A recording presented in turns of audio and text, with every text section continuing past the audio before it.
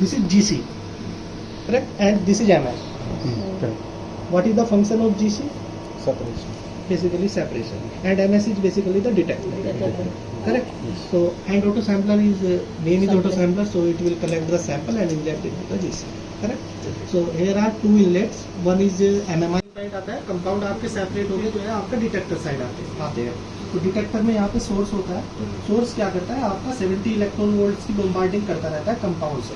तो कंपाउंड यहाँ पे आके आपके फ्रेगमेंट हो जाते हैं. आप लोगों के पास सिंगल क्वार्टर पोल है, हाँ, तो आप लोग क्या करते हो कि यही फ्रेगमेंट का डेटा यहाँ से उठा लेते हो कि आपका जो भी कंपाउंड आएगा ब्रेक होगा 78, 79, 80 जो भी आयन बनेगा आपका वो उठा के आप मेथड में डाल दोगे. ये फंक्शनिंग होती है आपकी सिंगल क्वाड की. लेकिन ट्रिपल क्वाड में क्या होता है कि जो आपका आयन सपोज करो 78, 79, 80 यहाँ पे प्रोड्यूस हो रहा है, करेक्ट? तो उसके आगे यहाँ पे बीच में एक कोलिजन सेल लगी होती है. तो वहाँ पे वो नाइट्रोजन गैस के साथ कोलाइड करके वो आयन फिर से ब्रेक होता है.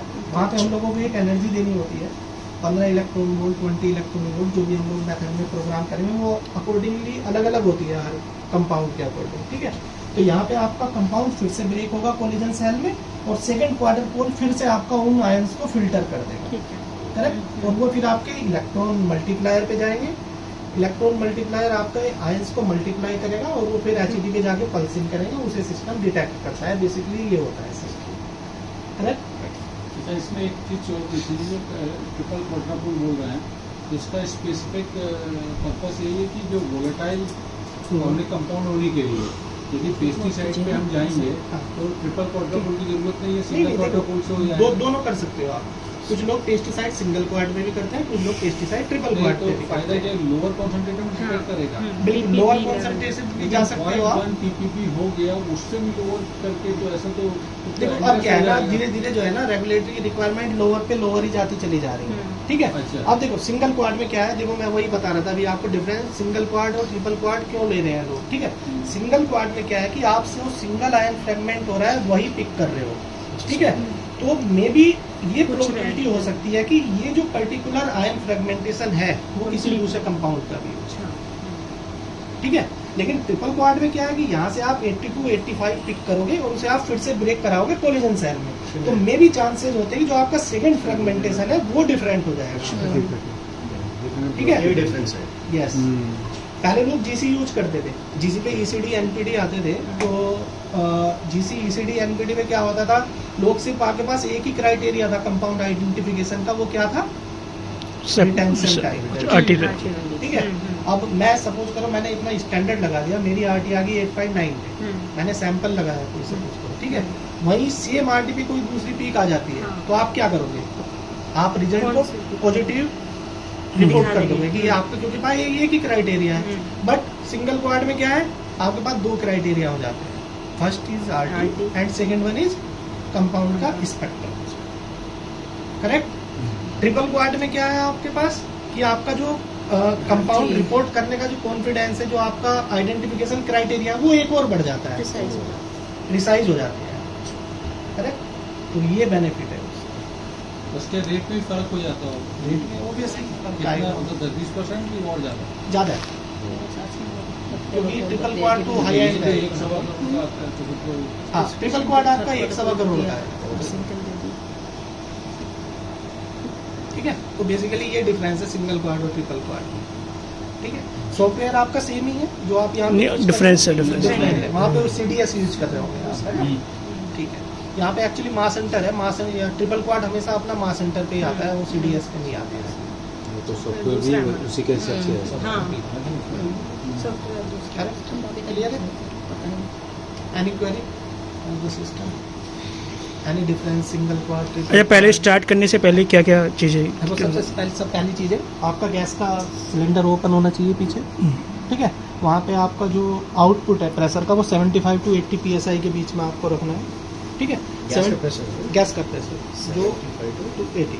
रीज़न उसका क्या है, बिकॉज 100 PSI की EPC सिस्टम में लगी हुई है. अगर आप उससे ऊपर का प्रेशर सिस्टम में देंगे, मे बी चांसेस कि वो आपकी जो वाल्व्स है EPC के वाल्व वो आपके खराब हो जाएंगे. ठीक है, तो अपने को जो उसका प्रेशर है, अभी आप यहाँ पे भी देखेंगे ना, ये करीब 75 to 80 PSI ही होगा. Yes. उधर ही करेक्ट, मतलब वो अपना 100 PSI से ज़्यादा नहीं रखना है. 100 से ज़्यादा नहीं रखना है. बेसिकली 75 टू 80 इस सही से रेगुलेट कर लेना है। जहाँ से रेगुलेट कर दो, वहाँ से आप कितना भी फ्लो दो, आप यहाँ से रेगुलेट कर सकते हो, करेक्ट। और यहाँ से आपका फ्लो अब यहाँ तक आ गया है। सबसे पहले आपको एक चीज़ बड़ी इंपॉर्टेंट होती है, जब आप सपोज करो आप सिस्टम को काफ़ी दिन के लिए बंद कर देते हो तो सिस्टम क्या करता है, अपना वैक्यूम लूज कर लेते हो, ठीक है। तो उस केस में क्या होता है, यहाँ पे जो है ना एक साइड प्लेट लगी होती है, this is side plate basically. जब अगर सिस्टम में आपका वैक्यूम नहीं रहेगा ना तो this side plate will be open, correct.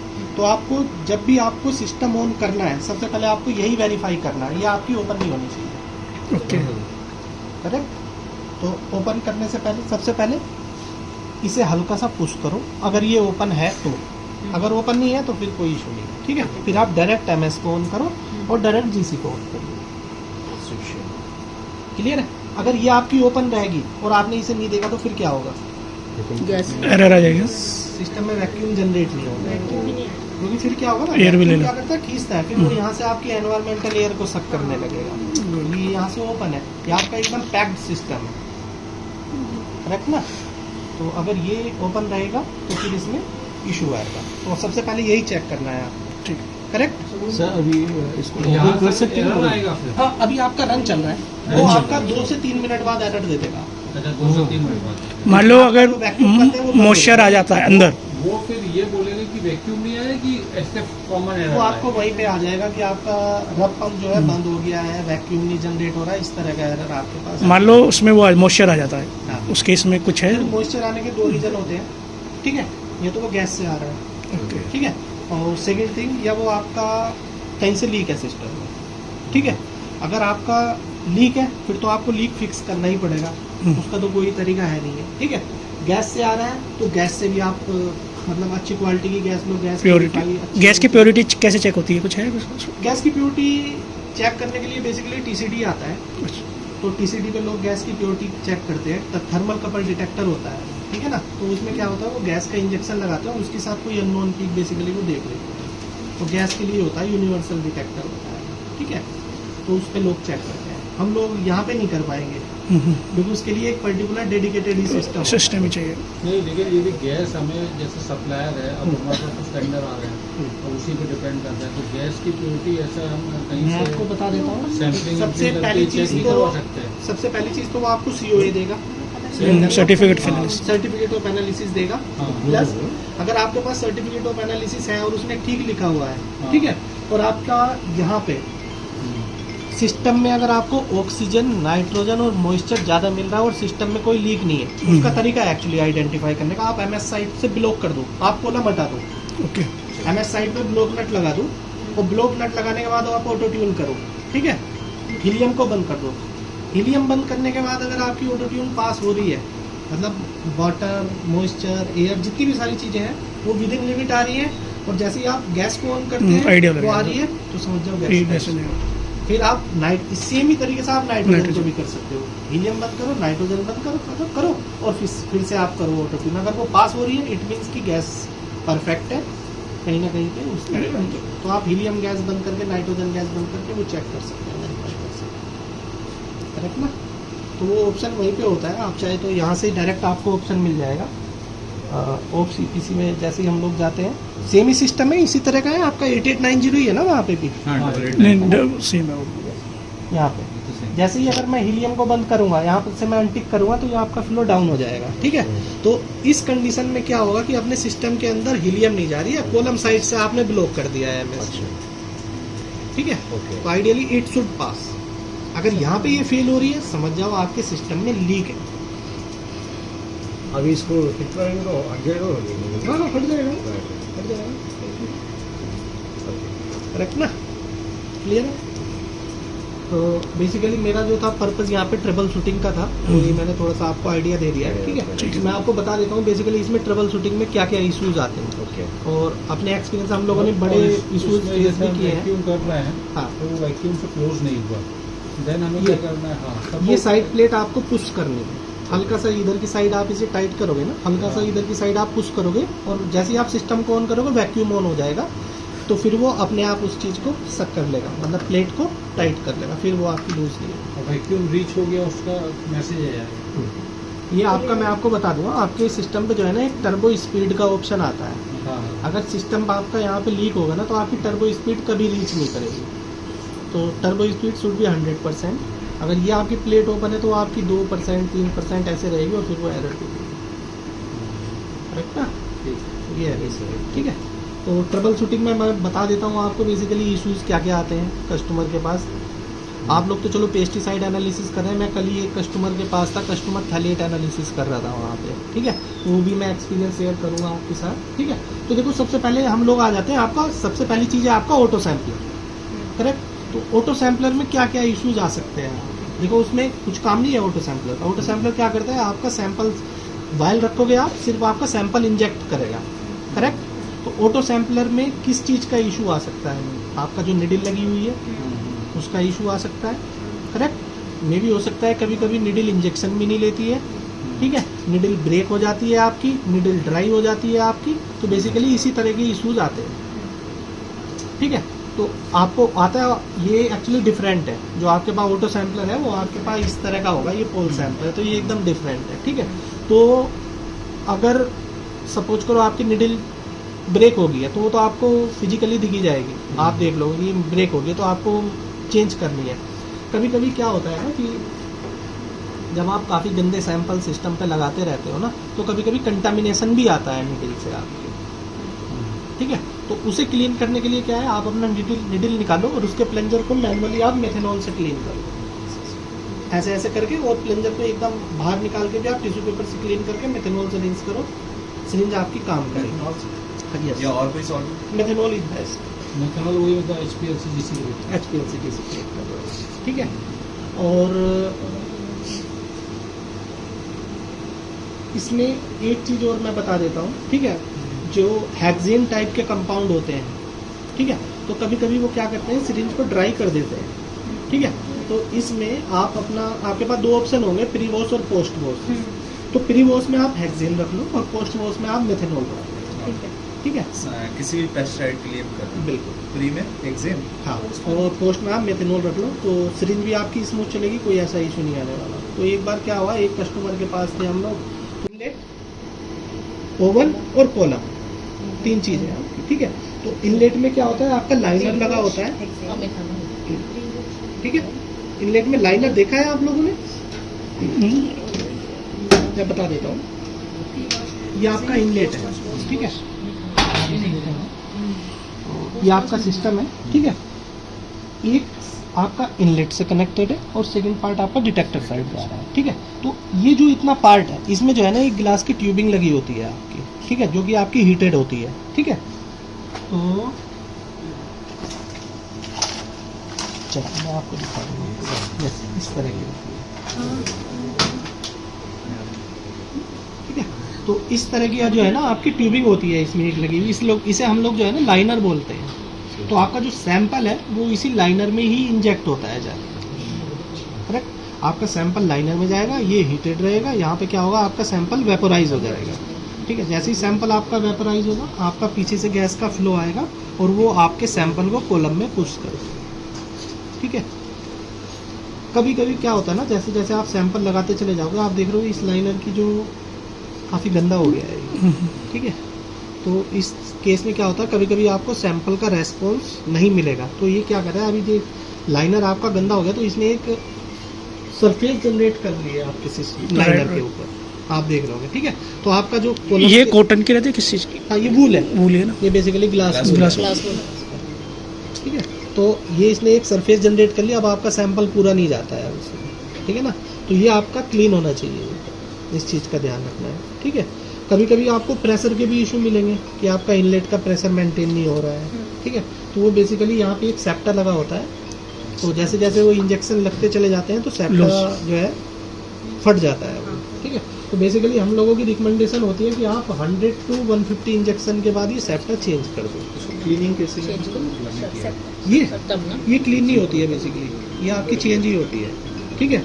आप इसमें एक काम जरूर कर सकते हो, आप इसका जो ग्लास वूल है इसे आप रिप्लेस कर सकते हो, ठीक है। क्योंकि बहुत सारे कस्टमर करते भी हैं, तो जो लोग नहीं खरीद पाते वो इसका क्या करते हैं, ग्लास वूल को नाइट्रोजन गैस से प्रेस लगा के निकाल देते हैं और इसे यहाँ पे अपना ग्लास वूल डाल देते हैं बाहर से परचेज करके, तो वो भी चल जाता है, ठीक है। बट ट्राई करो कि वो ना करो, आप चेंज ही करो, क्योंकि जो फैक्ट्री फिटेड वूल होती है वो फैक्ट्री फिटेड ही होती है, आप भी मैनुअली उस तरीके से वो नहीं कर सकते। ठीक है, यहाँ पे सेप्टा है, मैं आपको बैक इनलेट का दिखा देता हूँ। आपको पता है कैसे ओपन होता है, पता ही होगा है ना। ये यहाँ पे एक आपका नट है, जस्ट इसे ओपन करना है। तो यहाँ पे सेप्टा है आपका, ये आपका यहाँ पे लगा होता है, इसे आप मैनुअली चेंज कर दो। ठीक है,